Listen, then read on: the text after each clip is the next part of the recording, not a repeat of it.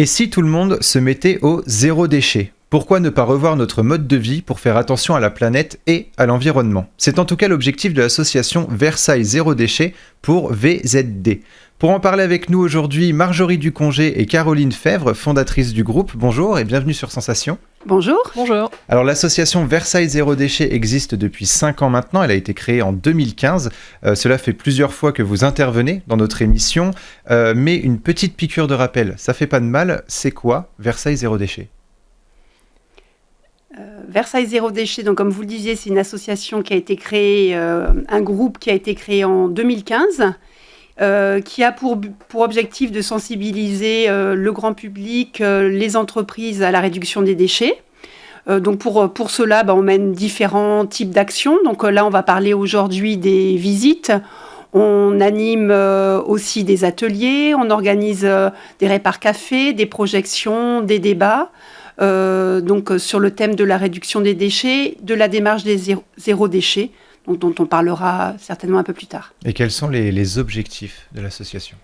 Donc on a dit sensibiliser, informer, permettre effectivement au grand public de s'approprier de nouvelles habitudes. Et c'est vrai que pour cela, les ateliers sont un très bon moyen. On fait ensemble, on rend la chose... C'est un travail d'équipe au quotidien. Dans l'organisation de notre association, effectivement, c'est vraiment un travail collectif. Pour l'organisation des événements. On fait appel à de très nombreux bénévoles quand on organise un répar café. Il faut à la fois des réparateurs, des gens qui accueillent, des gens qui animent, Donc il y a un gros travail collectif, mais après surtout c'est de vraiment montrer qu'on peut changer ses habitudes et que ça peut avoir un impact assez rapidement. Et qu'est-ce qui vous a donné envie à titre personnel de faire partie de cette association ? Alors moi j'étais impliquée à titre personnel dans une démarche de réduction des déchets depuis déjà plusieurs années. Et puis au bout de quelques temps, à force d'agir à l'échelle individuelle, on se demande comment on peut avoir un peu plus d'impact. Et du coup, c'est à l'occasion d'une rencontre avec un groupe Colibri qui s'est monté sur Versailles, que j'ai rencontré d'autres personnes intéressées par le sujet de la réduction des déchets. Et donc progressivement, on a monté un groupe spécifique sur le sujet. Voilà. Alors, on le voit bien, à l'heure actuelle, de plus en plus de personnes font attention à l'environnement. Pourtant, au déconfinement, on a parfois pu remarquer dans certains endroits de nombreux déchets laissés par terre. Est-ce que pour vous, la prise de conscience est encore un peu trop fragile ? Alors pour moi, effectivement, là, on assiste un petit peu à une régression, donc suite au confinement. Donc même les pouvoirs publics mettent en avant des produits jetables, des produits à usage unique, les masques, les lingettes, les bouteilles d'eau, en disant qu'effectivement c'est plus sûr, c'est plus hygiénique, voilà. Donc on assiste un petit peu à une régression. Ces produits-là, on peut les retrouver effectivement dans l'espace public, voilà. Et effectivement, je pense qu'il faut faire... C'est une période où il faut faire très attention et bien évidemment continuer à sensibiliser, à informer le public. Au sein de votre association, vous organisez des événements autour du zéro déchet, notamment pour sensibiliser les citoyens, mais pas que. Vous faites également des visites sur le terrain. Récemment, vous êtes rendu au Relais Val-de-Seine qui recycle les vêtements qu'on ne met plus. Une fois déposés dans une benne, que deviennent les vêtements ? Alors, il y a tout un travail de tri qui est effectué par les équipes du relais. Déjà de collecte, puisqu'ils vont collecter les dépôts qui sont faits dans les bornes qu'on peut trouver dans nos villes.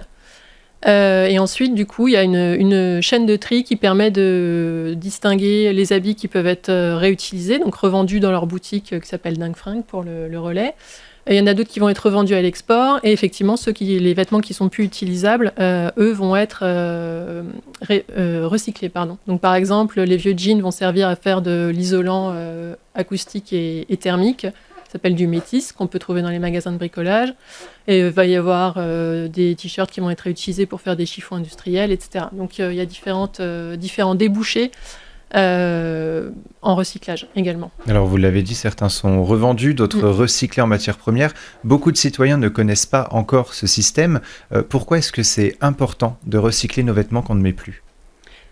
Alors, je dirais que c'est bien de les recycler. Le premier geste, c'est quand même de revoir son mode de consommation pour arrêter la surconsommation des vêtements. Parce qu'en gros, en France, chaque habitant on met sur le marché tous les ans à peu près 10 kilos de linge, donc textile, chaussures, linge de maison, par personne et par an.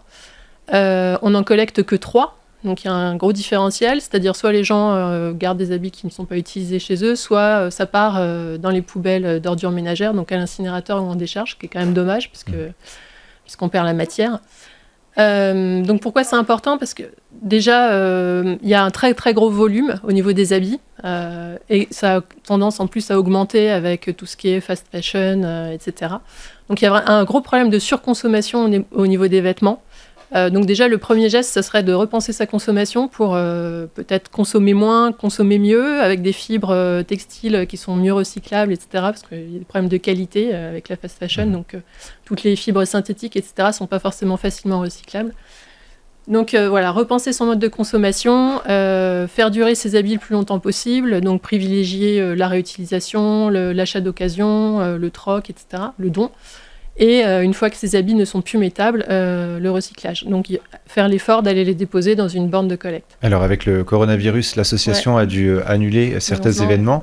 Heureusement, ça a repris. On peut de nouveau recycler les vêtements. Alors pour le relais quand même, le relais n'a pas repris ses activités depuis le déconfinement. Donc pour l'instant, les bornes de collecte sont toujours fermées. Vous espérez que ça reprenne c'est effectivement compliqué.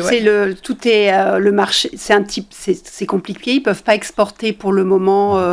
Voilà. Et fermeture de frontières. Ils exportent quasiment 50% quand même de ce qui est collecté.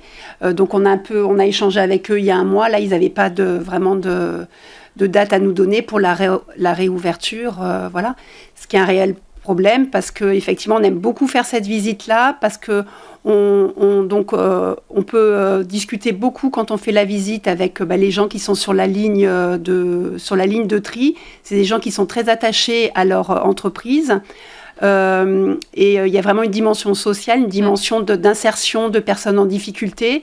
Et voilà, on a vraiment à cœur que ça redémarre vite. Alors vous organisez aussi d'autres visites de terrain, comme les centres de tri. Que peut-on apprendre en participant à une de ces visites ? Alors l'avantage, c'est que les participants voient de leurs propres yeux comment ça se passe sur le terrain. Quelles sont les contraintes et les problématiques et aussi quels sont les volumes qui sont gérés. Donc ça, c'est très vrai pour les centres de tri quand on voit la quantité d'emballages recyclables qui sont apportés, déversés par les camions poubelles. C'est aussi vrai pour le relais, quand les gens en général voient la quantité de sacs d'habits qui arrivent tous les jours au centre, il y a un vrai choc qui derrière peut déclencher du coup un passage à l'action. Parce qu'on se rend vraiment compte de la problématique volume en fait. Et aussi, par exemple, pour le centre de tri, les gens pensent souvent qu'ils s'ils ne sont pas très sûrs des règles de tri, ils vont mettre quelque chose dans la poubelle de tri, alors qu'en fait, il vaut mieux la mettre dans la poubelle des ordures ménagères. Ils se rendent mieux compte en fait, des contraintes, ils peuvent poser toutes les questions qu'ils ont. Et en général, les participants sont vraiment enthousiastes. Et ça peut leur permettre, comme vous le disiez, de prendre conscience aussi des gestes à faire pour la planète. L'un de vos objectifs est la préservation de l'environnement, la bonne santé de la planète. Bien entendu, c'est un travail d'équipe. Aujourd'hui, c'est important de prendre soin de l'environnement. C'est devenu un enjeu important. Je crois qu'on n'a pas... Comment dire ? Je crois qu'on voit un petit peu que...